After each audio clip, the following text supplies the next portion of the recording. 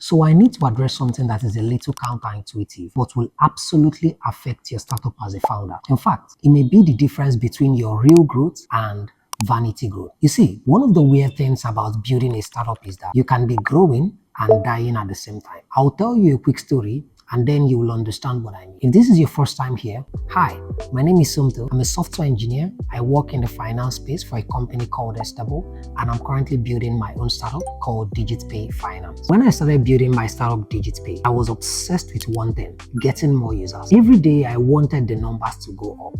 100 new users, 200 new users. But over time, I realized I was wrong. A business isn't built by collecting more users. It is built by listening to the right ones, even as you grow. And in this video, I'm going to share 3 reasons why I came to this conclusion. Firstly, without engagement, your growth is just a slower way of failing. Don't get me wrong, user count is great. It's really impressive on paper, and it makes you feel like you're making progress. But here's the question you should always ask yourself.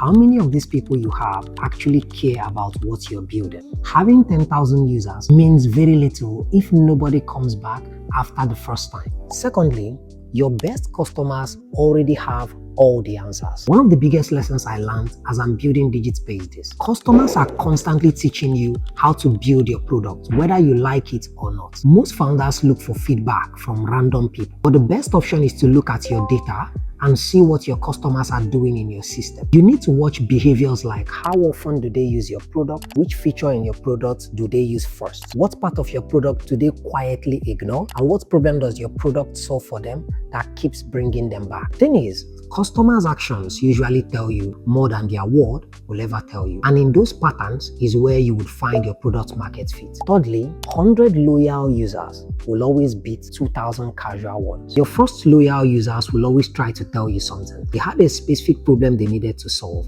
and they valued certain features in your application far more than the other ones. If you pay closer attention to those set of customers earlier, you probably will understand your ideal customer a lot faster than most founders do. Those 100 customers are worth more because they show you exactly what you're really building for. If you want to learn more about startups and how to build your own, consider subscribing and clicking on the notification bell. I make videos like this, sharing everything I learn from building my own startup, Digitpay, and I hope it helps you.